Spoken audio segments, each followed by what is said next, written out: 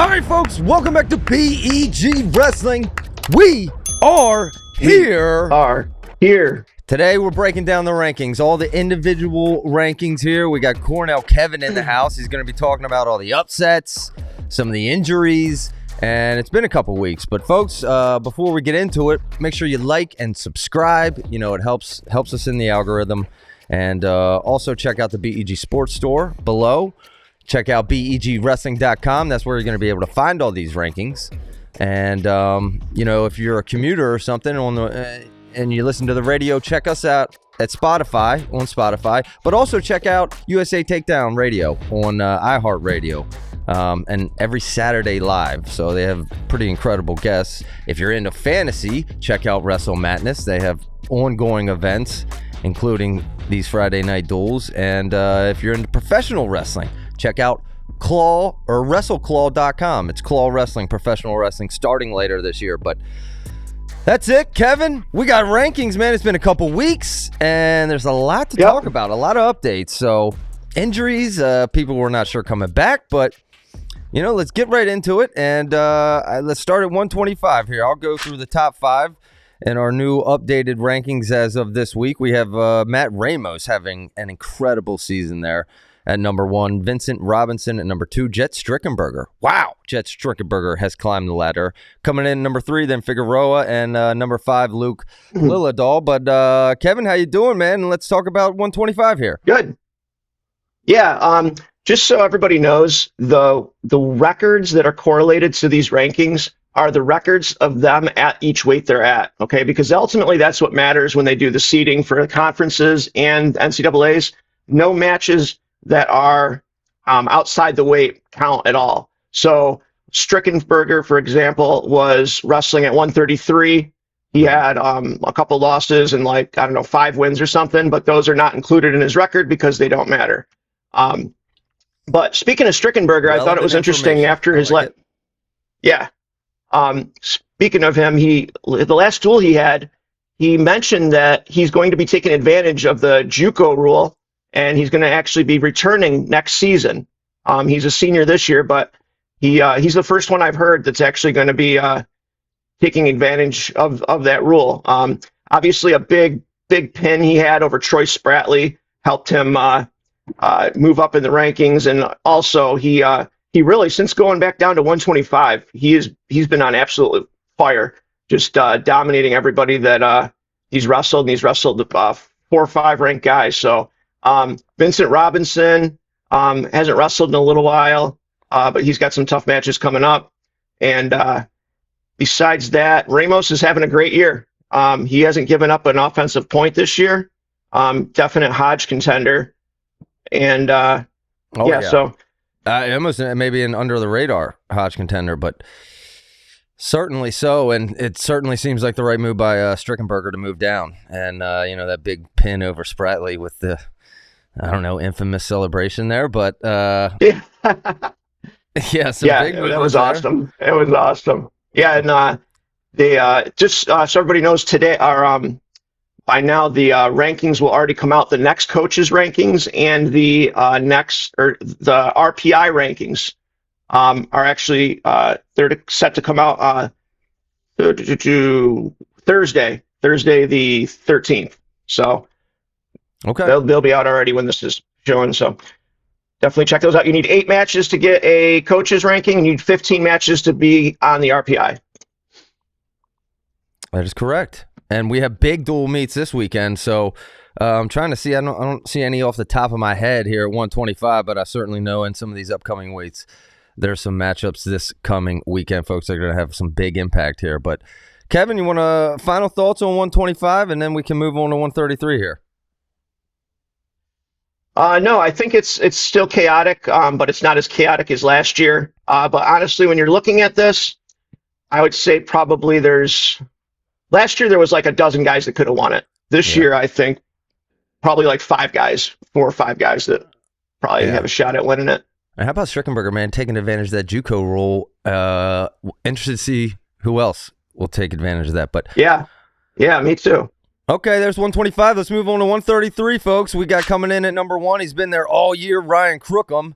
Then at number 2, Seth Romney having a good season. Number 3, Drake Ayala. Number 4, Lucas Bird. And number 5, Evan Frost to round out your top 5. Kevin, tell us about this weight.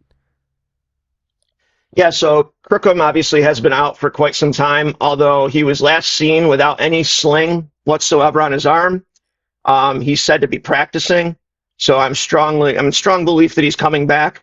And this weight has a lot of parity to it, but I think that Crookham has earned the right to be, kind of in that upper island by himself, regardless of him wrestling 5 matches.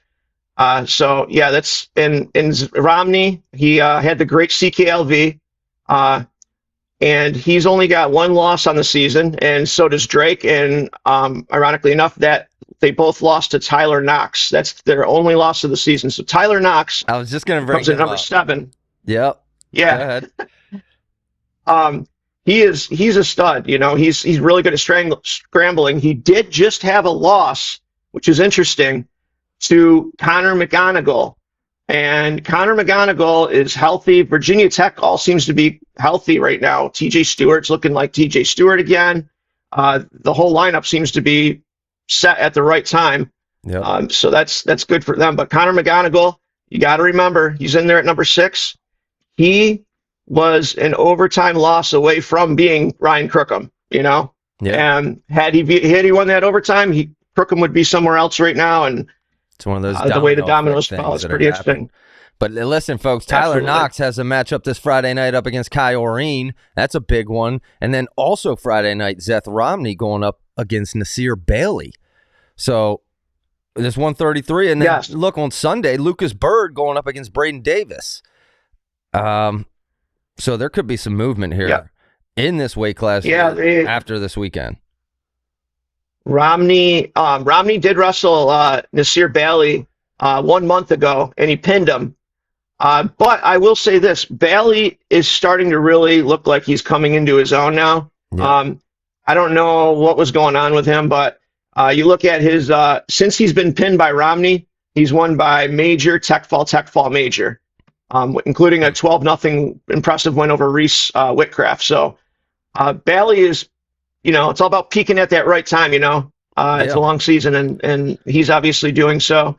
Hopefully, Braden Davis is healthy come the next match. But looking at this, I think you got Crookham, Romney, Drake, I'd say Bird, and maybe McGonigal or Frost as far as like actual title contenders, I believe. Yeah, I was just going to ask you that question. And really, like, if it turns out that Crookham is not healthy, I mean, that kind of opens the door to a few more names. Maybe Tyler Knox enters that category. His brother just called in our live show this past Tuesday. Shout out Tyler Knox and her brother. But this could could be an interesting weight, especially if that top domino Crookham doesn't turn out to be healthy. But I guess we'll see. And like I mentioned, we got big matchups this weekend. Yeah, I think so in order to knock off Crookham, it's going to take either an official that actually calls stalling, that actually sees the game he plays of step to the side, step back, step to the side, step back, play the out of bounds, frustrate people into taking a stupid shot, defensive takedown, or it's going to take someone with an unorthodox, just wild offense, like a Knox, or like a Romney. You're not going to beat a McGonigal isn't likely to beat a Crookham. There's not enough offense there, and that plays right into Crookham's hands. But yeah, I really believe that a Knox could knock him off, a Romney, and possibly a Drake if he gets his offense going. His throw by is second to none. Yeah, no, interesting stylistic matchups. But folks, we'll find out a lot more this weekend, and that takes us to the next weight, which is 141. And just to start off finding out stuff this weekend, number 1, Jesse Mendez will be facing Bo Bartlett this Friday night. But number 2, we got Andrew Alirez, Bartlett at 3, Cale Happel at 4, and Tegan Jameson to round out the top 5. Kevin, let's talk about it. Yeah, it was interesting. Jesse Mendez actually was human last week when he wrestled Von Bar. Yeah. I think, and you know what, a lot of people are like, oh, Jesse didn't look that good. I don't I think it was a lot more about Vombard wrestling really well than it was about Jesse not looking good. You know, a lot of times when these guys have these like really dominant guys have a close match, everyone automatically goes to, he didn't look like himself. It's like, it's because he was wrestling a guy that's really tough and wrestled out of his mind and wrestled a very smart match. And he was very close a couple of times to finishing those takedowns, and he did finish the first one, losing in that double overtime. But yeah, it's looking at it, when you look at the rankings, you can see I put the conferences right next to them, and it gives you a good idea of how, in this way particular, you know, you do have the Big 12 and the Big 10, which are real dominant up towards the top there. Yep. Jacob Frost, don't sleep on him.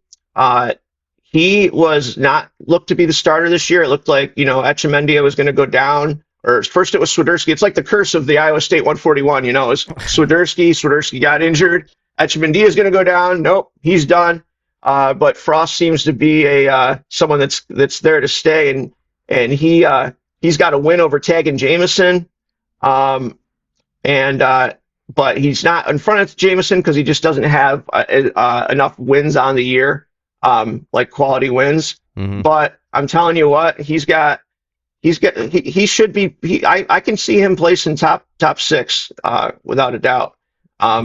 So yeah, this weight's pretty wild. I'm gonna have a real hot take here. I think that Jesse Mendez and Bo Bartlett. I'm gonna predict that the final score is gonna be 4-1. Yeah, I know. Hot take. Every single time. Well, Bartlett's got another tough matchup on Sunday against Danny Pacino there coming in at 24. So Bartlett's got a tough weekend ahead of him. But yeah, I don't think we're going to see like a 15-13 match between Mendez and Bartlett. I think that's pretty safe to say. But yeah, Jacob Frost, interesting, the sophomore there coming out of nowhere. And yeah, it'll be absolutely keeping an eye on him. So okay. And I think every match with Bartlett is a tough match. He makes it a tough match on himself, you know? Yeah. Well, he likes to keep it close, keep it interesting, keep the fans engaged. But all right, that'll take us to 149 here, where it's Caleb Henson, and you know this has had to be a tough one to rank here, Kevin. Caleb Henson at 1, Shane Van Ness 2, Kyle Parko 3, Ridge Lovett 4, and Panero Johnson coming in at 5. So, but we know, you know, among those top contenders, what do you call it, the roundabout where one beats one beats the other? Yeah, like the ranker's delight, or something the like something effect. Yeah, yeah, this was a nightmare. You know, there's no good way to do this because you know, Van Ness if Lovett just would have beat Van Ness, things would have been a lot easier. But Van Ness, if Lovett would have just beaten Parko, I'm sorry. So, you know, Lovett obviously majored Van Ness, and then Van Ness majored Parko, and then Parko had a decision over Lovett. Now, to be honest with you, it's not that this is exactly fair, but Lovett has 2 losses. Granted, the other loss is to Henson, but that's really why he's in the 4th spot. Nothing else, because I was considering putting Parko in the 4th spot because he is the only one that doesn't have a major over one of the other guys. That was my thought, but then I decided that, you know, granted the other 2 haven't wrestled Henson yet, but you know what? There's no wrong answer to who you put 2, 3, and 4. Panero Johnson, as I mentioned, this is his record at this weight. He does have a loss on the season at 157. So people look at this and they say, I know he's lost. Yeah, he's not undefeated, but he is undefeated at this weight. And Panero Johnson has wrestled 165 this year as well. Wow. He looks good, and a lot of people have forgotten about him. But do not forget about Panero Johnson. He's a very tough defense, and if he gets his offense rolling, you know, watch out. He did lose to Patty Gallagher in tiebreakers. And this year he lost to this was back in like CKLV though, and he lost to Caleb Fish. But again, undefeated at the weight. One guy I wanted to mention real quick, Zach, was Ethan Styles. People are probably like, who is Ethan Styles? Ethan Styles is Oregon State. he was wrestling 157 all year, okay? And he just decided to move down to 149, and that is a great decision on his part because he honestly is a contender at 149. He majored Abbas right off the bat, which Abbas is having the best year he's ever had. And he majored Abbas. He lost his first match at the weight, which I attest to just, going down in weight for the first time. Acclimatization, but when I saw him wrestle Iowa the first duel of the year, I was really impressed when he wrestled Caleb and he beat him 12-3. He lost to Antrell Taylor at 157 in sudden victory. So this is a guy that is on that level with Antrell Taylor, and he went down a weight class.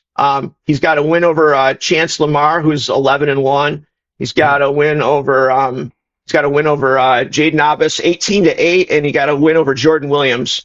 So watch out for Ethan Styles. He's very tough. Well, two of those wrestlers will be meeting up this Friday night. Lamar and Jordan Williams, who you just mentioned, who Styles beat both of them. Oh, they're good. Facing off this Friday night. Just some other big matchups on Sunday at this weight class. Ty Whalen and Waslowski. How do you say that? Oh, Wasilewski or something. I don't know. I'm not going to say it right. Penn kid. Yep, the Penn kid. You get it. And then Van Ness has Cannon Webster on Sunday as well. But that's good. I know Chance Lamer beat Jordan Williams. It was a tough match. It was 4-2 earlier this year. Wasilewski, he's tough. He was Midlands runner-up. He lost like 10-9 to Abbas in the final. But I don't know what's going on with Ohio State. I'm not necessarily. I'm sorry. That's for 157. Never mind. I'll get to that when I get there. Well, I will say, man, I'm fascinated to see how high this Ethan Styles, the freshman, man, the Oregon State Beaver, him, and like you said, don't overlook Panero Johnson at this weight also. But go ahead. Yeah, he's tough. So that's. I don't know. I think Caleb Henson. He did come out. He's healthy again. He came out and he just pounded Abbas, who again Abbas was the Midlands champion, and he's by far having his most consistent best year. That's always been a problem with Abbas. But Abbas, if you remember, beat Kazak first round at NCAA's last year, but then ended up not placing. Yeah. Yeah. But Caleb Henson 17-1 tech fall last week over Abbas. So he is looking good. He's still my favorite. These top four, though, Kevin, at this weight is what I'm really. Can anyone knock off Henson? And these semifinals, I'd love to see those top four in the semifinals. But absolutely, that's going to be fire. Yeah. All right, let's talk about 157, where Meyer Shapiro has looked like the Meyer Shapiro of old, the original Meyer Shapiro. Then we have Kazak coming in at number 2, who just had the concussion. We don't know how long he's out for. Ethan Miller coming in at 3. How about the Maryland kid? Antrell Taylor at 4, and then Ryder Downey to round out the top 5. Ja'Cory Teamer coming in just outside the top 5. Kevin, let's talk about it. Tell us about it. Rankings are for this strictly this year, and honestly, that's being pretty friendly to give him 6th. He's only got 5 matches, and he doesn't have any good wins. You know what I mean? He just doesn't. Looking at he beat Sasso's his best win probably. It's definitely his best win.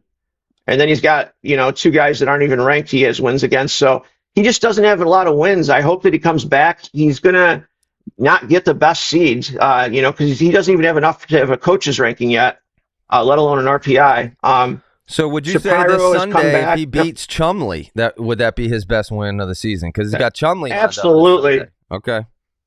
Absolutely. And let me tell you something. Chumley is a nightmare to wrestle. If you remember, he actually beat Meyer. He's one of Meyer's 3 losses last year at the CKLV when Meyer had the concussion. He beat him 2-1. He just is so defensive, and he really is good at staying in position, and I think it's a really bad matchup for Teamer, to be honest with you. It's not a good matchup. This is But gonna be a I real love test for Teamer. Teamer on Sunday, folks. Yeah, absolutely. It's going to be real tough.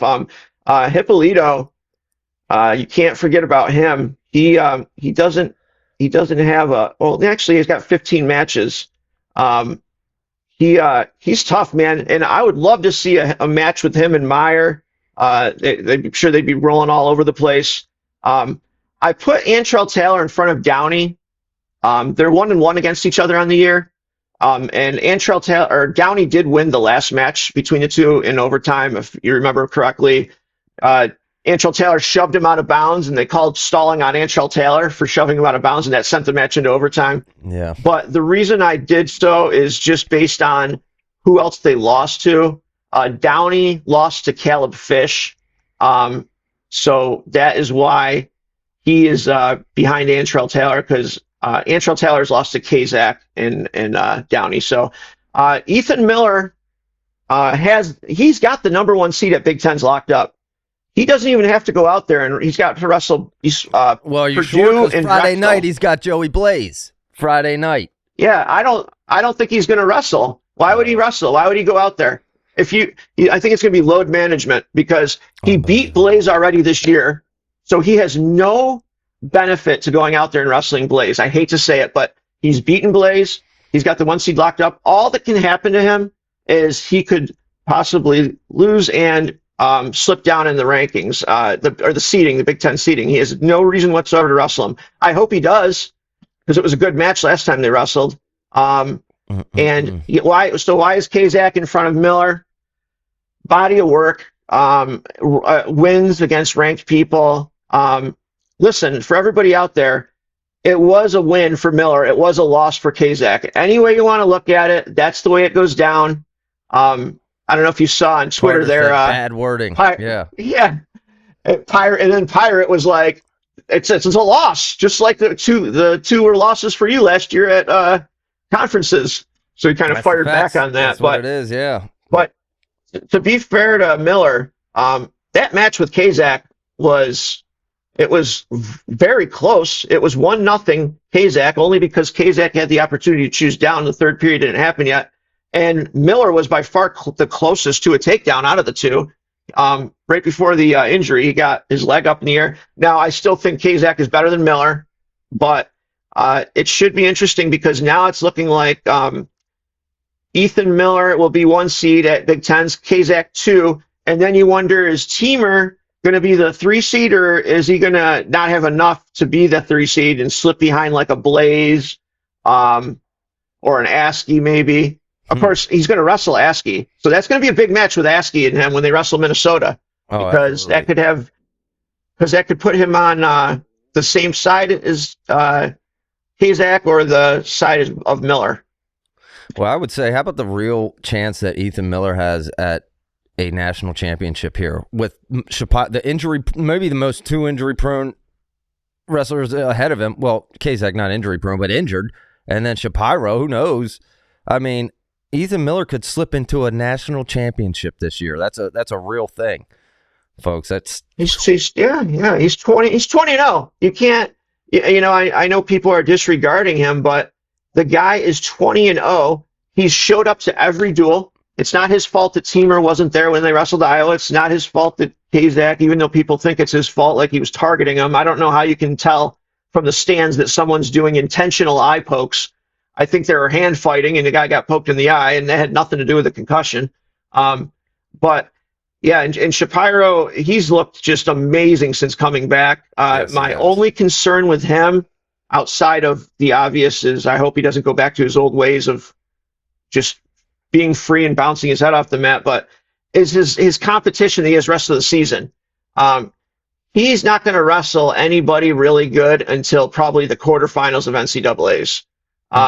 He does have a couple good wins this year. He's got a few ranked wins, so it's not that he hasn't wrestled anybody. I mean, he teched Ed Scott. He teched Missouri wrestler there that's ranked. So he's been smoking everyone, but we'll see. I hope everybody's healthy come NCAAs. Let's just put it that way. I agree, and I hope Ethan Miller get out there and wrestle Joey Blaze Friday night. We want to see it. You haven't ducked all year, don't do it absolutely. now.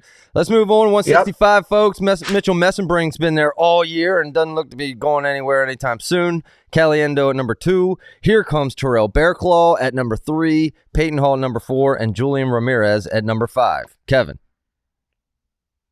Yeah. So, this is a next topic. Wait, I don't care what anyone says. I just don't think. I know Bearclaw had a close match with Messenbrink, but that was like one of his first matches as a freshman at Penn State, Messenbrink. And, the familiarity between the two had a lot to play. And so you might say, well, we might have something to play with next time. I think Messenbrink is a different animal than when he last wrestled Bearclaw.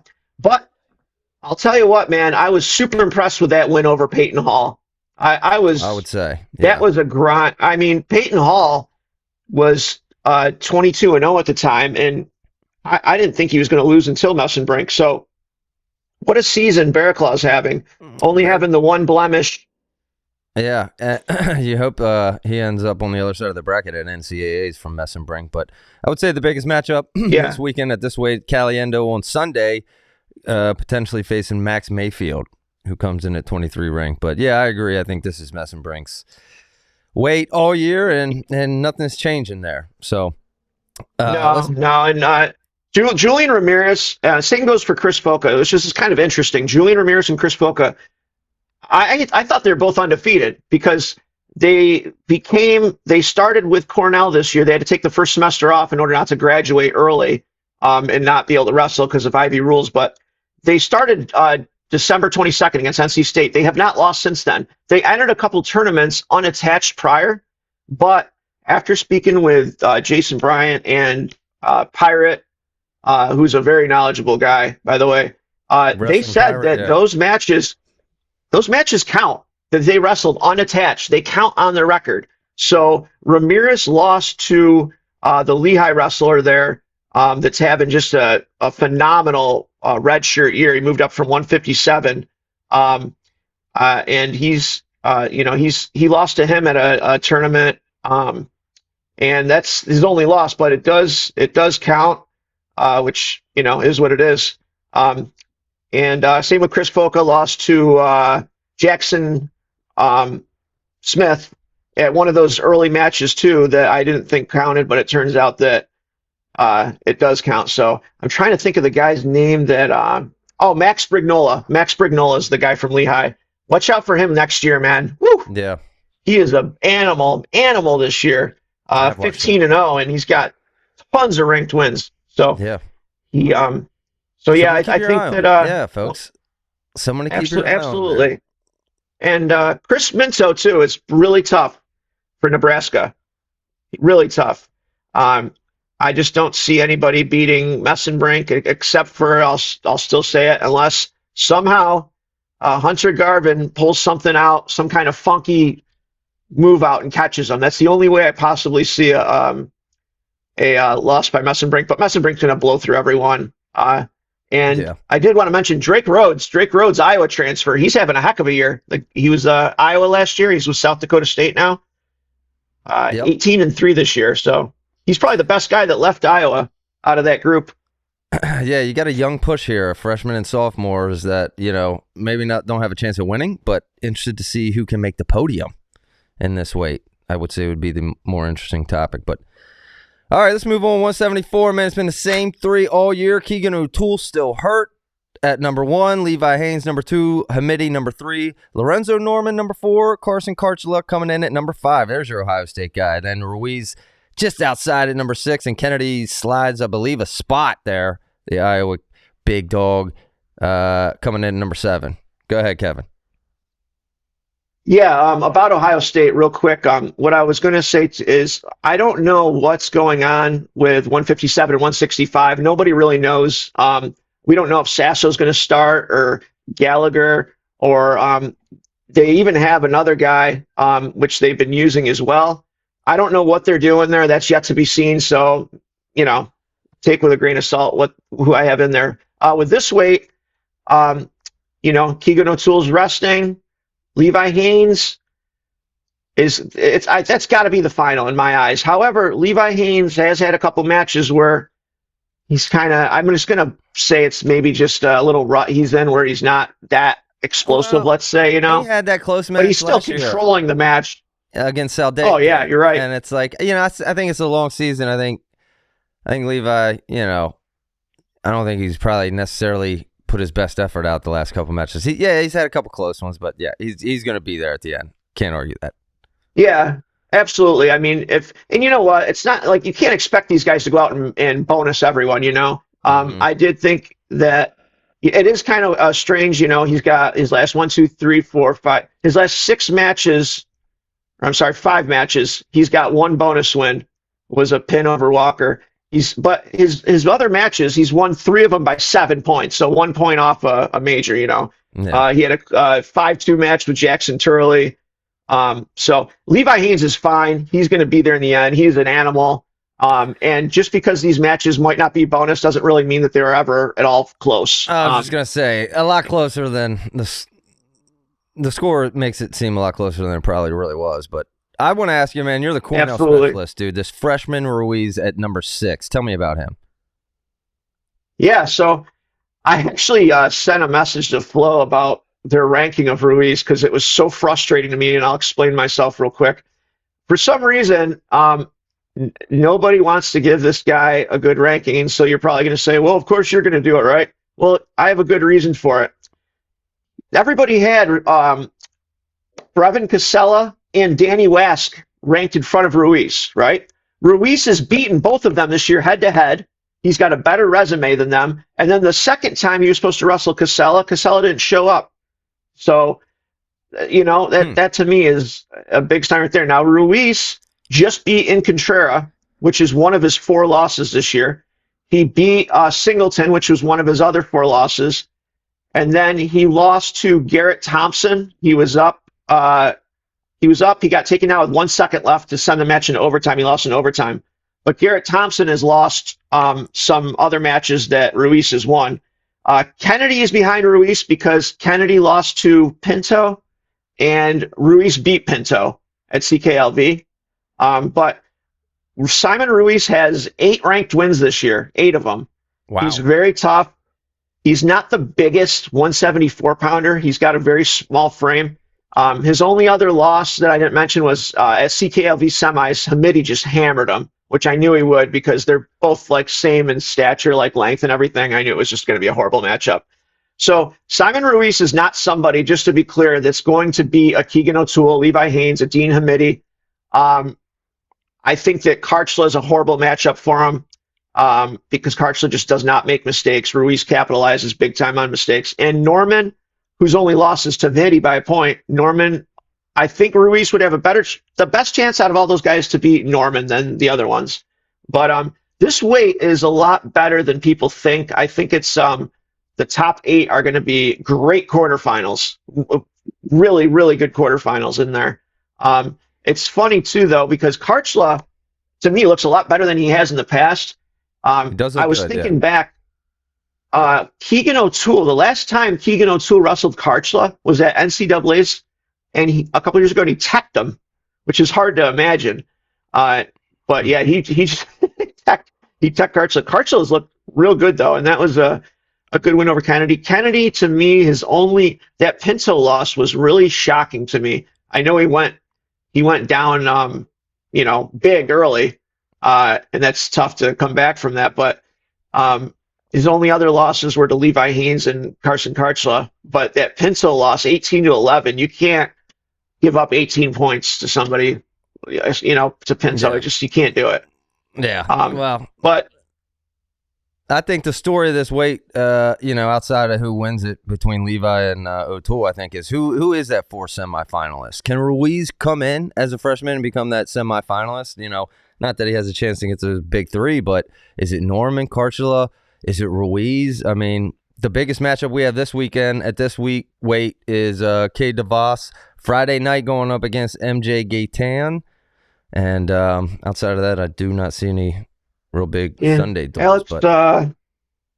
Alex Kramer is really tough too from Central Michigan. It's nice to see them have a wrestler that of his stature. He's got some really, really, really good wins on the year. So he's someone that you definitely want to watch for. He did just lose to Garrett Thompson, but he also has a win over him. And he also has a win over Cade DeVos and Turley Jackson. He's got Roman Rogotsky. He's got 2 wins over Thompson, so he's had a good year too. I mean, what am I talking about? Levi and Karchuluk are facing off Friday night, right? Let's go. Come on. How do I miss that, dude? That's going to be awesome. And I'll tell you what, if that's going to be a great match. Yeah. It's going to be low scoring for sure, but it's going to be a good match. How about that, man? A little test for Levi and Karchuluk. We're going to see where he I'm is. Psyched. So that's I'm Friday psyched night for that. folks. That's awesome. Wow. Okay, but that'll take us to 184. Obviously, Carter Hot Starachi coming in number 1. Parker number 2. Dustin Plott number 3. Max McNelly coming in at 4, and McAnally, yep, coming in at 5 to round it out. Boy, I'm impressed with this McAnally kid. But Kevin, tell us about this weight. Yeah, McAnally. He's really good. It was disappointing to me that he didn't go to the holiday tournament there. He was supposed to. I can't remember if it was the Scuffle or the Midlands, but I was disappointed that he didn't go to that. But he's got a 16-6 major over Allred, which that's impressive in itself. It was Silver Salute, right? Because he was going to face Angelo. But sorry, keep going. Yes, you're right. You're right, Zach. No, I'm glad you said that because you're absolutely right. It was a Soldier Salute. Thank you. That was disappointing that he didn't go to that. But that would have been a fun match. We'll see in the future. I'm that sure would have been awesome. Yeah. He's got a win over Bennett Burge. He's got despite not going to that, he's got a really good resume, and I'm curious I think that he's going to beat Arnold.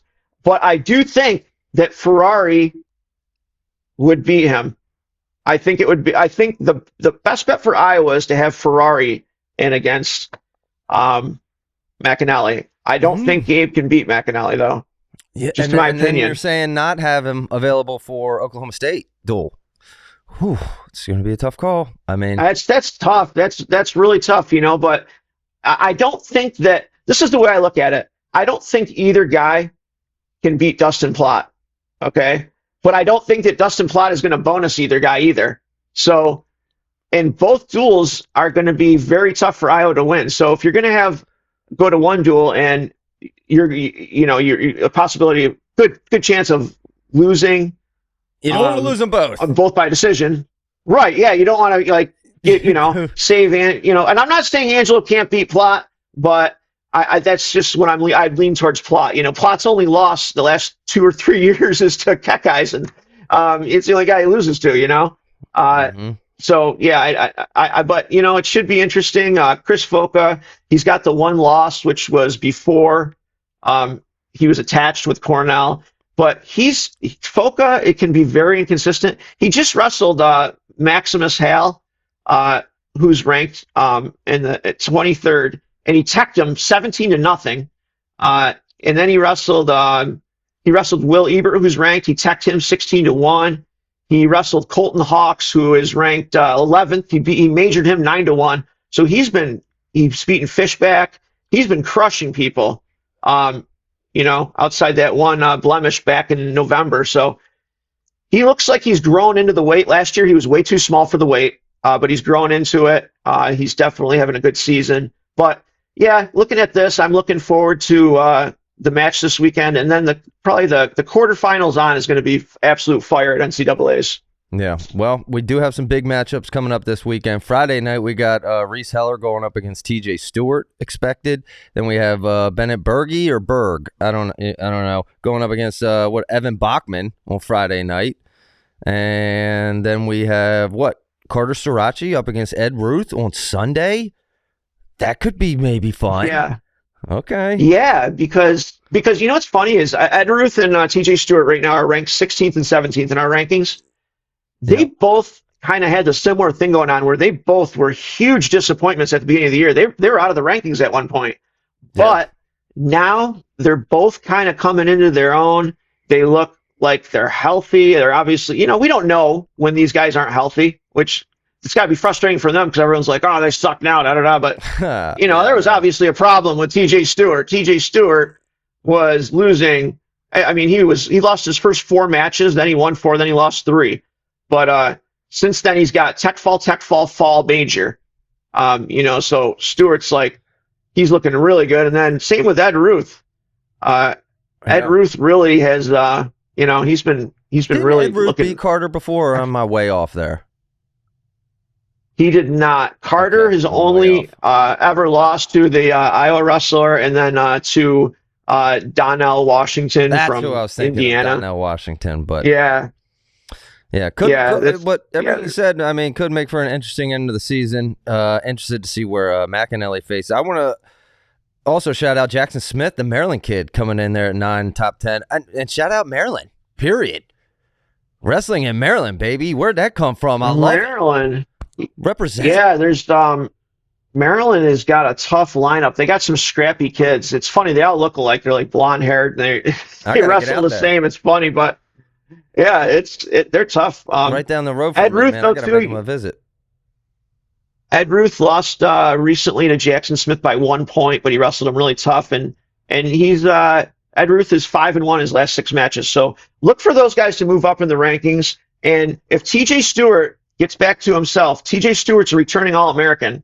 So that's the level that he could be at. So keep an eye on him. And how he's looked recently. But, folks, let's move on to 197 here. And coming in at number 1, Stephen Buchanan, been there all year. But here comes Josh Barr up to number 2. Jacob Cardenas, number 3. AJ Ferrari falls a spot to number 4.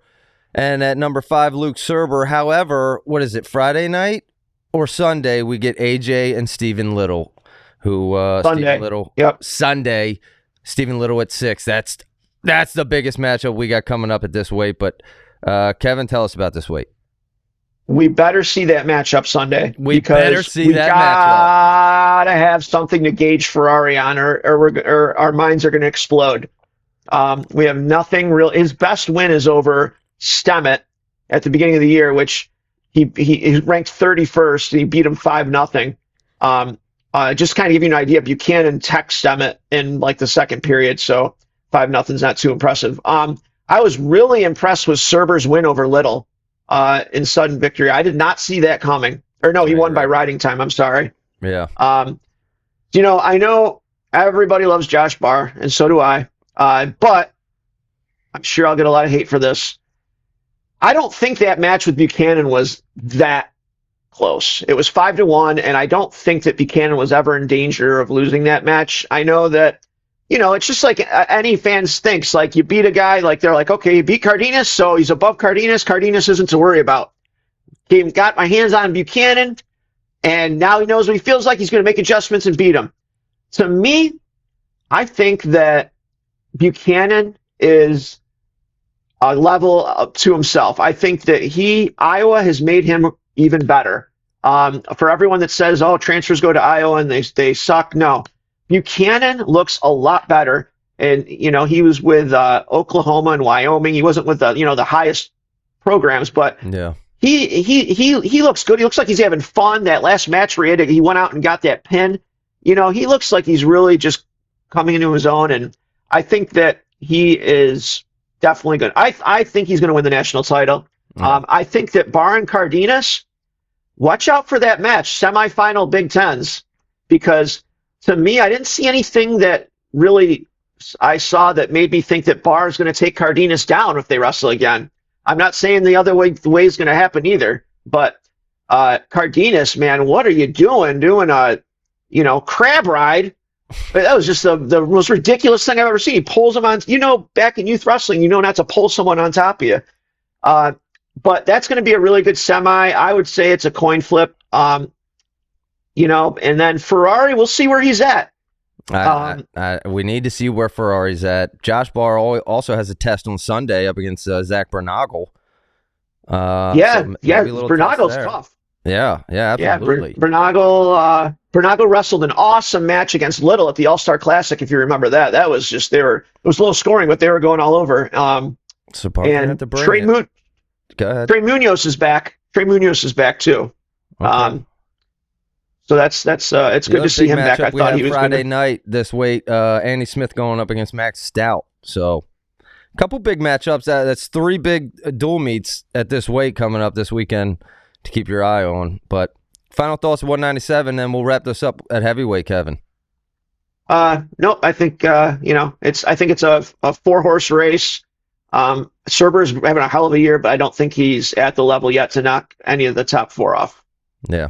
All right. Let's wrap it up. Move on to 285. Gable Stevenson. He is here. Greg Kirkvliet coming at 2. Wyatt Hendrickson, number 3. Owen Trafon at number 4. And Isaiah Trumbull coming in at number 5. Kevin, tell us about it. Yeah, so it's kind of funny because Isaac Trumbull is number 5 and Owen Trefan is number 4. If you remember, they were both on NC State to start the year.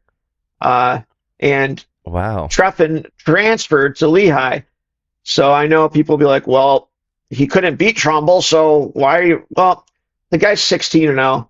Trumbull has 3 losses. That's enough to rank someone in front of someone, you know? He's Trefan, I'm sorry, is going to probably be in the NCAA quarterfinals as an undefeated wrestler. He's not going to lose for the rest of the year. He's not going to lose at EIWAs, so you're probably going to see a guy that's going to be like 22-0 in the NCAA quarterfinals. It's so funny. Gable Steveson is so good that he beats Feldman like 13-4, and people are all, oh, he looks like he can be beat. He looked like he was gassed. It's like, dude, yeah, he just beat Feldman by 13-4, and Feldman was trying his hardest to just keep the match close in any way, and he still blew him out. Let's get real. Well, let's be honest. Gable We're going Stevenson's to an be animal. interested to see after that Feldman match, because now Friday night we got Kirkvliet up against Feldman. So that's a direct barometer comparison to see where those two are. Then Kirkvliet on Sunday has Luke Luffman from Illinois. So Kirk's got a tough weekend ahead of him. Yeah, Kirk beat Feldman 1-0 that match, and Feldman had a single coming up near the end. But Feldman has looked real off the past couple of weeks. Didn't look too bad against Gable. I didn't expect anything else other than what happened. But Kirkvliet, I tell you, if he could just get a fire under him, I know this is his personality. He's just a real mellow guy. But if he could just get pissed off and go out there, he is a big human being. That's not Kale's style, but mad. he needs to do some Tom Brand smacking him around a little bit before that match. I agree. Because if he's mad, then maybe he does have a chance. But I don't think he has a chance. No, I know. He's a massive human being, though, and everyone's like, oh, well, Gable put on all this weight. Yeah, that makes Gable even better, okay? He put on weight for football. He's 20 pounds heavier than he was. Listen, I'm not a big Gable Steveson fan for him, but I'm also going to be realistic that he's not going to lose a match. I don't think that Hendrickson has it up here to beat him. Hendrickson seems to have, when a guy is better than Hendrickson, he seems to have like a mental block where, a Mason Paris or Kirk Fleet, he just can't seem to get past those hurdles. And I see this being the same thing. I see Hendrickson getting 3rd place this year, which still is awesome, but I know that will be disappointing for him if that happens. But it'll be interesting to see what they do with the Hodge Trophy because, Gable Steveson you have, which they always love to give Gable the Hodge, and then Srirachi with maybe his 5th title, and then you're going to have Messenbrink teching everybody. You're going to have Levi Haynes and O'Toole. If O'Toole is to win that, that's incredible. What a year! Yeah, there's so everything pans out. I think there's like 6 weight classes, Zach, that have 2 national titles or more, champions or more. You got 285, which got Kirk Fleet and Steveson, and then 197 doesn't. It's got AJ Ferrari. That's just 1. But then at 84, you got Srirachi Keckeisen. That's 2. And at 74, you got Haynes and O'Toole. That's 2. Nobody at 65 or 57, and just the one at 40. So there's actually how many? 3 weights with 2. That's incredible, though. There's usually not any weight with 2 national champions in it, and you got all these weights with multiple national champions. So that's pretty wild. Yeah, hot voting will be interesting, and we're gonna find out a lot this weekend. That's for sure. And absolutely. Kevin, I mean, that's pretty much all I got, man. We appreciate the rankings. Yeah, me too. Folks, go to begwrestling.com to check them out, along with other things. The team dual rankings. We didn't have time to talk about that, but we're turning and burning this episode quick, folks. It's Thursday morning. We're turning it tonight, hopefully. So, awesome. Kevin, I appreciate it, Zach. Man. Appreciate the time. Nope. We got. I was able to map together the NCAA team points based off these rankings.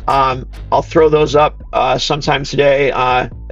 We have Penn State at 178 points right now. They have been as high as 185 in our rankings. They've been that high, but it's wild looking because they're looking at it. They got 2. We have them having 2 champions, but 7 finalists, which would be a record. Better get that record this year, Penn State fans. Because better get it this year. Watch out. But no, that's it, Zach. That's all I got. Thanks. I appreciate it. All right, folks. Thanks for watching. Like and subscribe. We always appreciate the support, and check out begwrestling.com. Until next time, folks, I think we're going live Friday night, right after the duels. We might be going live, so fasten up, folks. We got big duels Friday night. And this is BEG Wrestling. Thanks for watching. See ya. Thanks.